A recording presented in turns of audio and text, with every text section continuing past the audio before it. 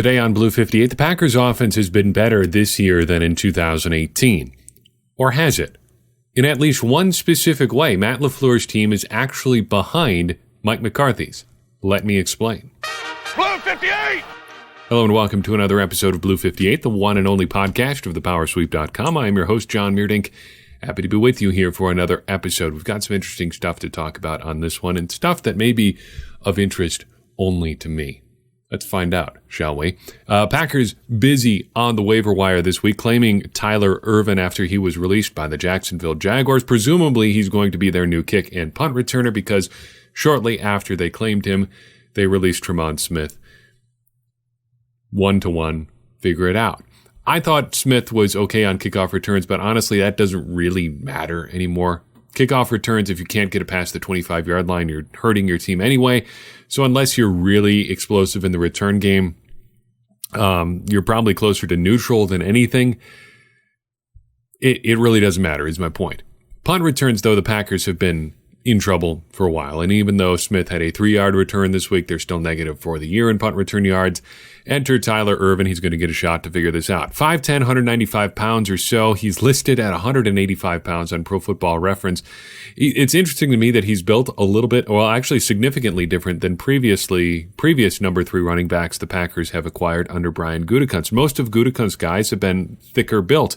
Devontae Mays, Dexter Williams, like 14 other guys last year. They've all been like that 220, 225 pound stocky, fairly explosive athlete. Ervin is more of a track star with that build. He's a 4th-round pick for the Houston Texans in 2016. He has 5 career carries for 15 yards, 14 catches for 91 yards, almost purely a returner. Elite athlete in a couple of areas. Broad jump at 130 inches at the combine. That's 96th percentile. That's pretty darn good. Vertical jump, 39 inches, not too bad either. He ran 4.41 in the 40-yard dash. His 10-yard split wasn't great in the 40. If you're looking for areas to be concerned, that may not really matter on kickoffs since he has some time to get up to speed anyway. Could be a factor on punts, but really we're pretty seriously splitting hairs here. Also of note, his nickname is Swerve, which I think is cool. Call him Swerve and Ervin. That works for me. The real question, is he any good at returning kicks and or punts? In the NFL, kind of. For his career, he's averaged 21.1 yards per return on 36 career kickoff returns. He's not setting the world on fire there. Tremont Smith, for example, averaged 23.3 yards per return on 13 this season. Both of those fall into the net negative as far as I'm concerned. Like I said, if you can't get it out to the 25, you're probably actually hurting your team anyway, considering that you could just let the ball roll into the end zone and kneel it from there. On punt returns, Ervin is averaging 8.3 yards per return on 61 career punt returns. That's not terrible. It's not setting the world on fire either. And further, we should note that 57 of his 505 career punt return yards came on one return in his rookie season. If you take that out, his average is all the way down to 7.4 yards per return. But still, that's way better than what the Packers have done so far this year. Pretty much anything is worth a shot at this point. And hey, he did return 5 kicks and punts for touchdowns in college back at San Jose State. So he's proven he can do it at least one level of football. Anything is worth a shot. We'll see if he actually plays. Maybe he's another Ryan Grant signing. Also of note this week, in terms of the waiver wire, former Packers wide receiver Trevor Davis was released by the Oakland Raiders, and I, regardless of whether or not they actually need him, wanted the Packers to claim him just so they could achieve the trade for nothing. You'll recall that the Packers traded him to Oakland way back in September for a 6th-round pick. They subsequently signed Ryan Grant, whom Oakland has released, or had released, and now Ryan Grant hasn't played, and Trevor Davis is out in Oakland. Now, the Packers could have claimed him on waivers and gotten that 6th-round pick for nothing, just getting back the guy that they traded, which it doesn't mean anything. I just think it would have been really cool. So I looked to see if the Packers had actually ever done this.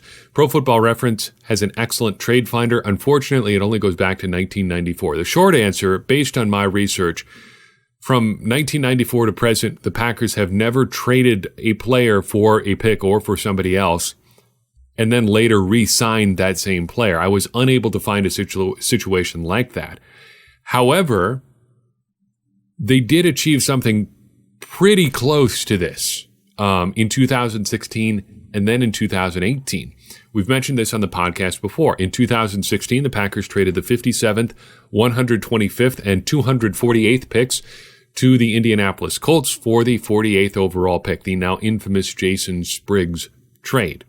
Now, the 125th pick became Antonio Morrison. And in 2018, the Packers traded undrafted free agent corner Lindsey Pipkins to the Colts for Antonio Morrison, the guy who was drafted with the pick that they ultimately held. So it's kind of close to that other situation. Not really, but if you just pencil Antonio Morrison into that 125th pick, it's kind of like they did. Anyway, I thought that was interesting. Let's move on to something actually substantive as far as this year's Packers. Punt returners, hypothetical trades, and or waiver claims, not so much. Explosive plays on offense, potentially yes. So I was doing research on this a while back and wondered how the Packers compared to the 2018 Packers in terms of explosive plays. This is one of the things that we track. We've talked about this on a fairly regular basis this year in terms of how many explosive plays the Packers are creating, what should be considered an explosive play, blah, blah, blah.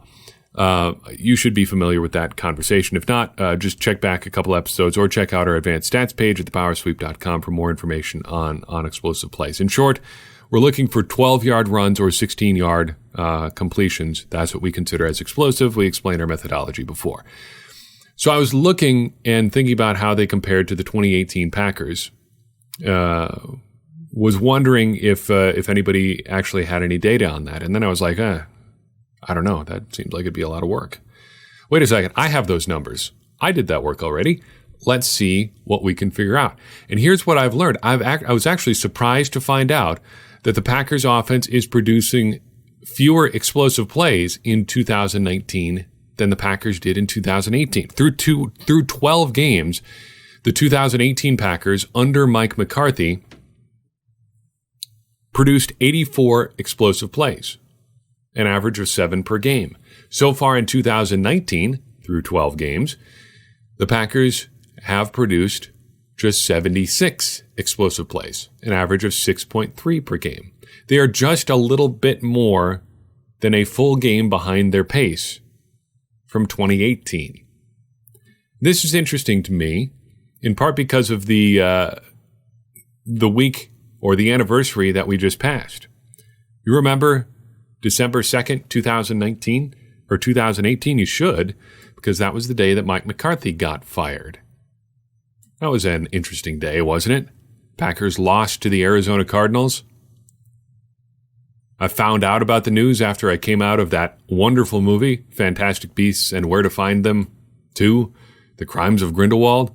That movie sucked. Things have changed quite a bit since then. And the story was that the Packers are going to get a lot better on offense without Mike McCarthy in 2018, but at least in 2019 rather, but at least in this area, they are not quite up to where Mike McCarthy was. This is significant to me because explosive plays are important. They help you score, for one thing. Each explosive play that you generate makes it more likely that you're going to score on that drive. Explosive plays, or chunk plays as he calls them, are also a big focus of Matt LaFleur's offensive philosophy. And if you can't produce them as efficiently as Mike McCarthy could, even in 2018, when he was having a bad year, that's something you should at least be thinking about. At least a data point that puts some of LaFleur's offense in context. Also, producing big plays consistently is a sign of a good offense. If your offense is clicking and clicks for a long enough time, you should pile up a pretty significant amount of explosive plays. So my question is, why aren't the Packers producing as many this year? I can think of a couple of reasons. First, they have a less explosive passing game. Running game is fine, but the Packers are producing explosive plays less frequently in the passing game. So far through 2019, they have produced 55 explosive passing plays. They had 65 at this point of the 2018 season. There's at least two contributing factors to that number. First, Davante Adams missed a month. His turf toe injury took him out of the lineup, and he was the Packers' leader in explosive plays in 2018. This year, he's on pace for just 11 after putting up 29 last season. Secondly, Jimmy Graham has also dropped off. He had 12 explosive plays in 2018 and probably would have had more had he not broken his thumb against the Seattle Seahawks. He really dropped off if you look at his numbers and even how much the Packers were involving him in the offense last year. He's on pace for just 7 this year. He had his 6th explosive play on Sunday. So two big reasons there that the Packers have had a less explosive offense and a less explosive passing offense in particular. Overall, they've generally just been less explosive among their top playmakers as well. As I mentioned, last year, Davante Adams had 29 explosive plays, but behind him, Aaron Jones had 18, and there were 3 other players who had 10 or more. The aforementioned Jimmy Graham, Marquez Valdes-Scantling, and Equanimeous St. Brown. Both MVS and EQ had 10 explosive plays apiece last year. This year, Aaron Jones is on pace to put up 20 explosive plays, but nobody else is really keeping up. Adams is on pace for 11, and so is Marquez Valdes-Scantling, but a lot of his work was early in the season. He has really tailed off as the season has gone on. Then you've got Allen Lazard on pace for 10, and finally, bringing up the rear, Jimmy Graham on pace for 7. That is, pulling out the abacus, just 4 players on pace for 10 or more explosive plays. And again, fewer even in your top 3. 29, 18, and 12 were your top 3 last year. This year we're on pace for 20, 11, and 11. That's not as good. So if we at least acknowledge that the Packers are having problems producing explosive plays, the next question would be, what does this mean for the Packers long term? They've got 4 games left in the regular season and then presumably the playoffs. There are probably situations where the Packers could end up missing the playoffs. That seems unlikely. At this point, things would have to go really haywire. So assuming the Packers are going to be in the playoffs, what does a lack of explosive plays mean for their offense and for the team as a whole? First, let me walk it back just a little bit. I don't think it's necessarily the worst thing in the world to be producing fewer at this point in the season because of a couple mitigating factors. First, the Adams injury. As we said, that's really taken a little bit of wind out of the sails. He had been doing pretty well on the season as far as explosive plays were concerned before his turf toe injury. That really made it tough on him down the stretch here. And he started to come back on a little bit, but it's taken a while for the Packers to get their offense back on track. Secondly, the Packers have generated quite a few more explosive plays in the running game. They have 23 so far in 2019. That's 5 more than the 18 they had through 12 games in 2018. So at least they're replacing some of their drop-off in the passing game with more explosive plays in the running game. Secondly, and I alluded to this with the Adams injury, the offense, I think, is still working its way back to 100%. They've had a bit of a tough go over the last month. They had 2 defenses that really seemed to have them figured out. They had Davante Adams coming back from his injury. It's been a bit of a work in progress here over the last few weeks. Adams' return, I think, threw a bit of a wrench into this offense, and they're still figuring out exactly where all of the pieces go, especially as they try to sort out what to do, I think, exactly with Allen Lazard or whoever across from Davante Adams. Right now, nothing seems to really be coming naturally or as naturally as it was earlier in the season, but I think there's reason to believe things could get figured out. For starters, just getting the snaps figured out at wide receiver would go a long way towards, I think, normalizing the passing game a little bit. If Allen Lazard can just step up and say, okay, I'm going to be the number 2 receiver, or if the coaching staff just says, okay, it's going to be Allen Lazard, the number 2 receiver, everybody else sorted out amongst yourself behind him and Davante Adams for snap counts, or we'll do that, I guess, that could do a lot to streamline this offense. It's worth noting that week 6 to present, Allen Lazard is second on the team as far as producing explosive plays.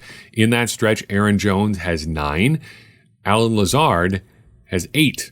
He's really coming on pretty strong, and there's reason to believe he could help their offense continue to be explosive as the season goes on. Kind of as a related point to that, I think there's reason to think that tight ends could be a little bit more explosive as well. Jimmy Graham has really tailed off in terms of his playing time the last couple weeks. He's been under 50% in terms of total snaps. That means more opportunities for Robert Tonyan and Jace Stoneberger, both of whom you'd think would just be more explosive than Jimmy Graham just by virtue of not being 50 years old or having the knees of a 50-year-old man. I probably defend Jimmy Graham more than most. I still would have a hard time saying it's been a really good signing for Brian Gutekunst, but I think no one would make the case that he's as good an athlete at this point in his professional athletic career as Tonyan or Sternberger. And Sternberger isn't even that great of an athlete as far as top-end tight ends go. Mercedes Lewis has also been surprisingly explosive when he's gotten the ball. He's actually averaging 13 yards per catch this season. He has a way of just figuring out how to get open. So I think as the Packers offense kind of gets things figured out over the next few weeks, they may return to form. They may continue to be more explosive as the season goes on. There's a way that you can look at the schedule they have remaining as just 3 get-well games, the Vikings, and then the playoffs. They've got the Redskins this week, then the Vikings, and then the Bears and Lions. Oh, excuse me, that's out of order. It's Redskins, Bears, Vikings, Lions. But the point, I think you understand it. 3 of those 4 opponents should not be tremendous challenges for the Packers. I've said I think there's a chance that the Lions or Bears could jump up and bite them. The Redskins looked pretty okay this past weekend too. I'm still not going to pick against the Packers in any of those 3 games, but at least a couple of them give me a little bit of pause. The Packers have some time to get this stuff figured out, is what I'm saying. And maybe they can do that down the stretch here in the regular season. It would behoove them to do so before the playoffs, because whether or not they are better or worse than the 2018 Packers ultimately is immaterial. They just have to be the best version of the 2019 Packers that they can be to really be competitive in the playoffs. And to be competitive in the playoffs, I think they have to be producing explosive plays. So I've got for you in this episode. I do appreciate you taking the time to listen in. If you like what you heard, please take a second to leave us a rating and review or a follow or a recommendation or whatever it happens to be in the podcast listening app of your choice. It's going to help more people find the show. If you want to take your support to the next level, check out the support page at thepowersweep.com. There's a variety of options for how you can support us there. If you just want to do the simplest, easiest thing in terms of supporting the show, leave us a comment, a suggestion, a question, a bit of feedback of any kind on social media, via email, however you want to get in touch with the show. If you've got a question or something, or just want to help us do research or something like that, anything that you do like that is going to help us make this show better, which is going to further our mission of helping everybody become smarter Packers fans. Because as I always say, smarter Packers fans are better Packers fans, and better Packers fans are what we all want to be. I'm your host, John Meerdink. We'll see you next time on Blue 58.